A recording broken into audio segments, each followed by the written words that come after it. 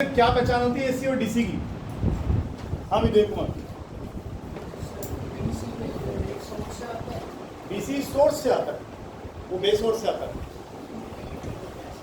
Source तो सभी चीजों के पीछे होगी ना, कैसे आता है? बैटरी से क्या आता है?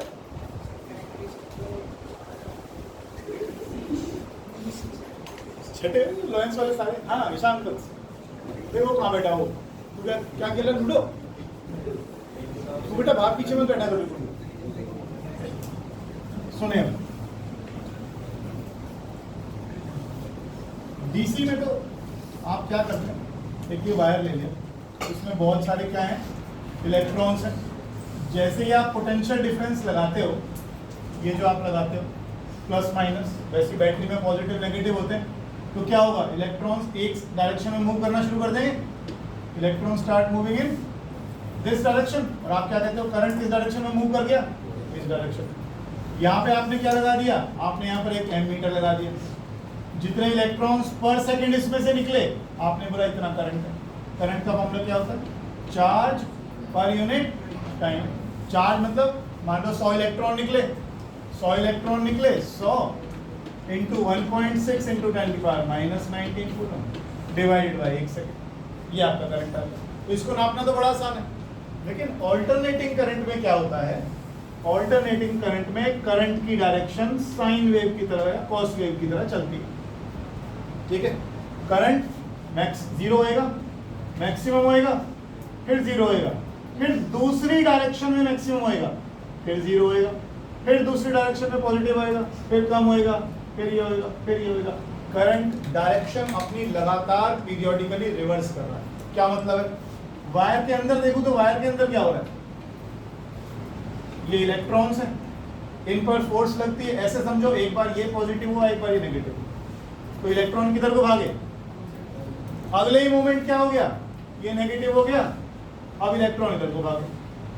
अब आप अगर यहाँ एक एम मीटर जैसी कोई चीज लगा दोगे, तो क्या आपको लगता है इसमें 1 सेकंड में 100 इलेक्ट्रॉन इसमें से आर पार हो जाएंगे? इलेक्ट्रॉन तो बस क्या कर रहे हैं, यूं जा रहे हैं, यूं जा रहे हैं, यूं जा रहे हैं, यूं जा रहे हैं, यूं जा रहे हैं, यूं जा रहे हैं, यही तो हो रहा है इलेक्ट्रॉन्स के अंदर।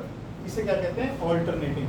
ऑल्टरनेटिंग करंट, जिसमें करंट की डायरेक्शन और मैग्नीट्यूड लगातार बदल रहे हैं। मैग्नीट्यूड भी 0, मैक्सिमम 0, मैक्सिमम 0, मैक्सिमम, और करंट की डायरेक्शन भी पीरियोडिकली रिवर्स हो रही है लगातार। आपके घर में कितने एसी की हर्ट्ज की फ्रीक्वेंसी आती है? ये एसी आपके घर में आती है, ये एसी आपके घर में आती है। इसका मतलब क्या है, इसका मतलब है एक साइकिल, 2 साइकिल, 3 साइकिल, ऐसी 50 साइकिल्स बन जाती हैं 1 सेकेंड में। ये फ्रीक्वेंसी का एसी आपके घर में आता है, ये फ्रीक्वेंसी का एसी आपके घर में आता है। 50 बार क्या आएगा, और 50 बार कौन सी साइकिल आएगी, यानी 50 बार वो इधर भागने की कोशिश करेगा, और 50 ही बार इधर भागने की कोशिश करेगा। समझ लो बात को। तो इसको नॉर्मल इंस्ट्रूमेंट से नापा भी नहीं जा सकता। घर में पानी का बिल आता ना, कैसे नापते हो, मीटर कहाँ लगा रहता है, पानी का मीटर कहाँ लगा रहता है, पानी के पाइप में। ये तो बढ़िया है, पानी के पाइप में तो लग रहा है, कितना लग रहा है, अरे कितना लग रहा है छोरे, कौन सा था, हाँ हाँ छोरे बता दे, पानी के पाइप में लग रहा है, कितना लग रहा है, सीरीज में या पैरेलल में, सीरीज में लग रहा है, वेरी गुड, यही बात होती है। ये पाइप जा रहा है, यहाँ पर आपने मीटर लगा दिया, यही तो करते हो, सॉरी, यहाँ आपने मीटर लगा दिया इस जगह। अब जितना पानी आएगा इस मीटर से होके जाएगा, लेकिन अभिनव ने क्या कर रखा है, सीरीज पैरेलल बड़े अच्छे से पढ़ रखे हैं, ये बड़ा बदमाश बच्चा। यहाँ मीटर लगा हुआ, इसने यहाँ पर टैपिंग करी, बताने की जरूरत है क्या कर लिया हमने, शंट लगा दिया। ऐसे चीजों को याद रखा करो, भूला ना करो। याद है, शंट भूल गए? शंट क्या होता था, एक लो रेजिस्टेंस जो पैरेलल में लगाया जाता था गैल्वेनोमीटर के, ताकि ज्यादा करंट मेजर किया जा सके। इसने क्या कर दिया, यहाँ से पानी जाने की जगह पानी कहाँ से भागेगा, जिसे बाईपास करना बोलते हैं ना, इसने बाईपास कर रखा है, तो पानी का बिल नहीं आएगा, कम आएगा बहुत। ठीक है, समझते जाया करो, फिजिक्स का फायदा सब चीज़ों में होता है, वो अलग बात है आप यूज़ क्या करते हो। क्या कर दिया है, पैरेलल में लग गया। चलो आगे लिखना शुरू करो। लिखो जी, पहली चीज़ लिखनी शुरू करो। इसे कहते हैं डायरेक्ट करंट, करंट कह लो या ईएमएफ कह लो। और ये क्या है, टाइम। ये ग्राफ किसका बना, डायरेक्ट करंट, डीसी का बनाइए। और अगर हम ग्राफ बनाते हैं एसी का, ईशानवत्स कैसा बनेगा, ऐसा। ये क्या चली गई हमारी, एसी। इसमें करंट टाइम के साथ पीरियोडिकली वेरी करेगा। करंट टाइम के साथ लगातार, मैं पूछूंगा आप क्या बोल रहा हूँ, ध्यान रखियो। हाँ,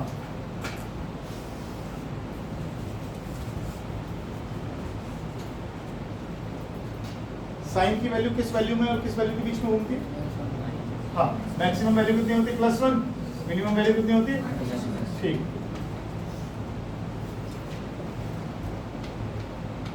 अब थोड़ा सा पिछले साल वाले ऑसिलेशंस के चैप्टर में लेकर जा रहा हूं। पिछले साल आप पढ़ते थे y = a sin omega t। कोई मुश्किल है, उतना ही कराऊंगा इतना याद होगा तुम्हें, मुश्किल नहीं। एक वेव बन गई ऐसे, बन गई। इसको क्या बोलते थे आप लास्ट ईयर, वेरी गुड, इसे बोलते हैं एम्पलीट्यूड। इसे बोलते हैं एम्पलीट्यूड। ये एम्पलीट्यूड आ गया, मैक्सिमम डिस्प्लेसमेंट। अब हम इसकी इक्वेशन क्या लिखते थे, y = a sin omega t। y क्या होता है, मान लीजिए कोई वेव जा रही है और पार्टिकल ऐसे ऐसे ऐसे ऐसे करके ऑसिलेट कर रहे हैं, पार्टिकल ऐसे ऐसे करके, पानी की वेव आ गई, पार्टिकल ऐसे ऐसे ऑसिलेट कर रहे हैं। मैं आपसे कह रहा हूं बताओ यहाँ पार्टिकल की इक्वेशन क्या बनेगी, तो आप बोलोगे पार्टिकल यहाँ पहुंचा, ऑलरेडी कितना डिस्प्लेस हुआ है अभी फिलहाल, y, ठीक है। यहाँ से कितना दूर है, x, फिलहाल मैं डिस्प्लेसमेंट इसकी बता रहा हूँ, displacement at time t। a क्या है, एम्पलीट्यूड, a क्या है, एम्पलीट्यूड, और y क्या है, डिस्प्लेसमेंट एट टाइम t। अगर मैं इसी चीज को ऊपर बनाता हूं करंट के केस में, देखो जरा, ये क्या है, मैक्सिमम करंट I0, और ये क्या है, इसको बोलते हैं इंस्टेंटेनियस करंट। माने करंट की वैल्यू किस समय के बाद, t टाइम के बाद। ये करंट आपका बढ़ रहा है, घट रहा है, बढ़ रहा है, घट रहा है, लगातार हो रहा है। अब मैं आपसे कहता हूं बताओ t टाइम के बाद करंट का एक्सप्रेशन कैसा होगा, टाइम करंट का वैल्यू कितना होगा, तो आप बोलोगे I = I0 sin omega t। I0 क्या है, करंट का मैक्सिमम वैल्यू, करंट का मैक्सिमम वैल्यू, ठीक। ये क्या है, करंट का वो वैल्यू जो किस टाइम पर पूछ रहे हो आप, t टाइम पर। ओमेगा क्या है, अरे पिछले साल वाला ही, कुछ नया थोड़ी है। एंगुलर फ्रीक्वेंसी कह लो, एंगुलर वेलोसिटी कह लो, चलो। और 1/t किसके बराबर होता है, फ्रीक्वेंसी, तो ये क्या बन गया, लिख लो जो चीज दिख रही है यहाँ, सब कुछ।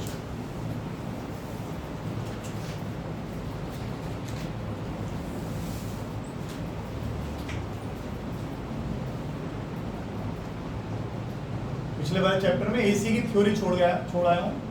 कुछ लोग कंप्लेंट कर रहे थे थ्योरी करे फीस वसूल नहीं, तो वो करवा दीजिए। लिखो, समझ हो जाएगी, चिंता ना करो। तो मैंने एक्चुअली इस चैप्टर के लिए छोड़ी थी,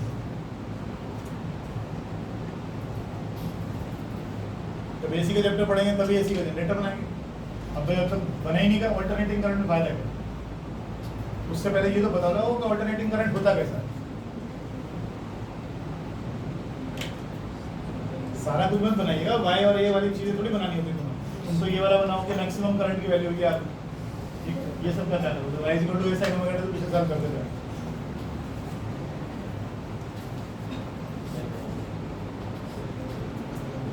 हटा दूं, कोई रह तो नहीं गया, क्या कह रहे हैं, क्या कह रहे हो,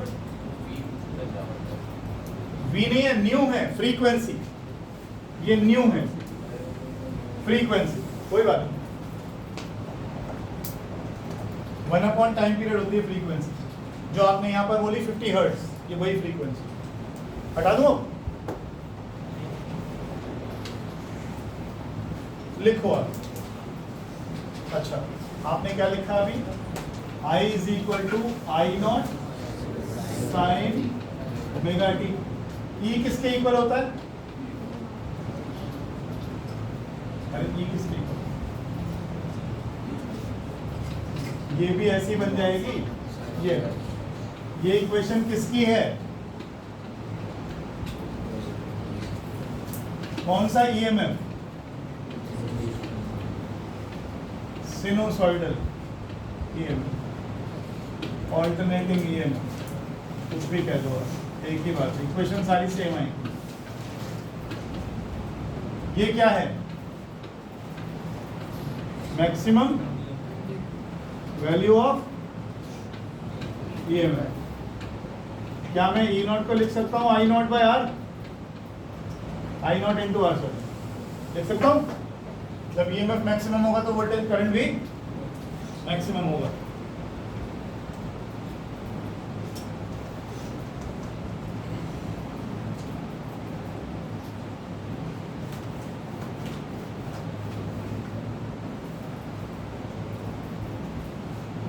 लो चैप्टर शुरू कर दें। उस इंट्रोडक्शन में इतना ही है।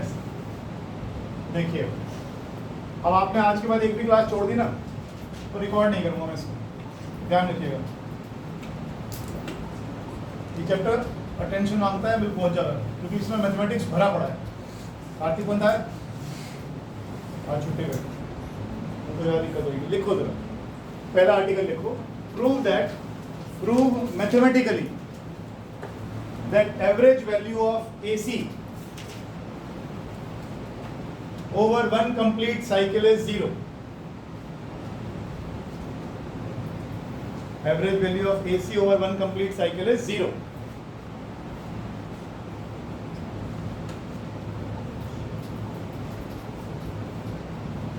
AC में एक बार देखोगे किधर, जितनी बार पॉजिटिव साइकिल आएगी उतनी बार नेगेटिव आएगी। पॉजिटिव साइकिल का मतलब समझ लो करंट इलेक्ट्रॉन इधर भागे, अगली बार इलेक्ट्रॉन इधर भागे, फिर इधर भागे, फिर इलेक्ट्रॉन इधर भागे, तो नेट फ्लो ऑफ करंट कितना आ रहा है? 0। समझ लो क्या कह रहा हूं। अगर आपको कहता हूं एक साइकिल में एवरेज वैल्यू निकालो करंट की, तो जितने इलेक्ट्रॉन एक पॉजिटिव साइकिल में इतने इधर गए थे वो अगली बार में इधर आ गए एक साइकिल के अंदर, तो जितना पॉजिटिव वैल्यू उतना ही कैसा है, तो इलेक्ट्रॉन इधर भी गए उतना ही इलेक्ट्रॉन इधर आ गए, तो नेट वैल्यू कितनी आएगी? 0। तो हम जब भी पूरी साइकिल के लिए एवरेज निकालेंगे वो वैल्यू कितना आएगा? 0। इसलिए हम हमेशा किसके लिए निकालेंगे? हाफ के। बिना समझे नहीं चलेंगे, दोबारा देख, शक्लें ना बनाया करो, बुरी बना कर दिया करो, नहीं समझ में आया। जितनी पॉजिटिव साइकिल है उतनी तो नेगेटिव साइकिल बनेगी। जितनी बार इलेक्ट्रॉन राइट को भागेगा उतनी बार इलेक्ट्रॉन लेफ्ट को भागेगा, तो नेट आउटपुट कितना आएगा? 0। तो अगर मैं करंट की या ईएमएफ की या वोल्टेज की एवरेज वैल्यू निकालता हूं ओवर कंप्लीट साइकिल, कितना आएगा? इसलिए जब भी हम निकालेंगे हमेशा आधी साइकिल का निकालेंगे, आधी साइकिल का निकालेंगे। यहाँ करंट की कुछ और वैल्यू है, यहाँ कुछ और है, यहाँ कुछ और है, यहाँ कुछ और है, यहाँ कुछ और है, यहाँ कुछ और है, यहाँ कुछ और है। सारी वैल्यूज को ऐड करेंगे, नंबर ऑफ वैल्यूज से डिवाइड करेंगे, क्या निकल आएगा? एवरेज निकल आएगा। बस ये कि इतना आसान नहीं होगा, इंटीग्रेशन से करेंगे उसको। अदरवाइज एवरेज केवल किसका निकाला जाएगा? या तो पॉजिटिव साइकिल का या नेगेटिव साइकिल का। ये बच गया बच गया पता नहीं, राफत कर लिखो average value of AC over one complete cycle.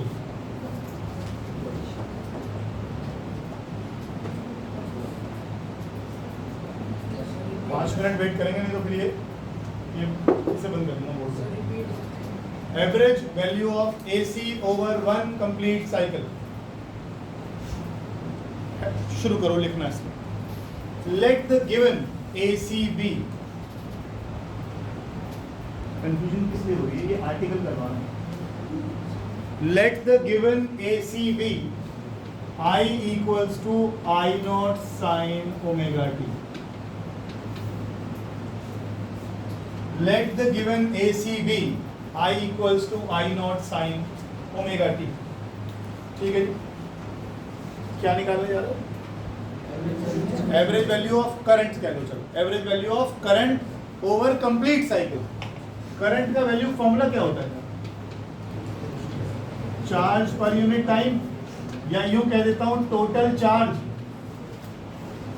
Upon total time, यही मतलब होता है ना। करंट का फॉर्मूला क्या होता है? dq बाई dt, या कितना चार्ज फ्लो कर गया कितने टाइम में, यही मतलब होता है।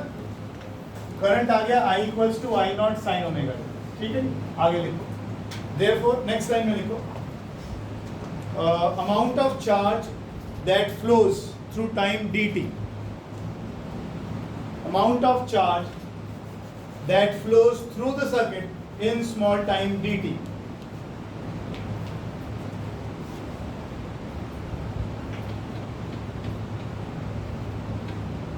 dq किसके बराबर हो गया? I dt। I किसके बराबर हो गया?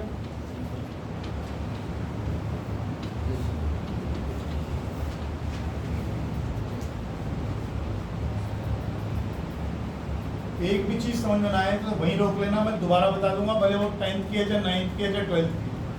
अगर कोई आर्टिकल नहीं कर पाओगे, यहीं समझ नहीं आएगा तो घर जाकर तो वैसे नहीं आना। dq is equal to I dt, current into time. Charge is equal to current into time. Manish Kumar ऐसे मत देखो, ये रहा आई, अच्छा I into d t is I not sine omega t into d t. आ गया। इसमें एक छोटी सी assumption हमने ली है। इस छोटे से समय के लिए हमने करंट को कांस्टेंट माना है, बहुत छोटे से। dt आप जानते हो इनफाइनाइटेसिमली स्मॉल टाइम होता है। फॉर टाइम, यहाँ लिख लो कहीं धीरे से, फॉर स्मॉल टाइम dt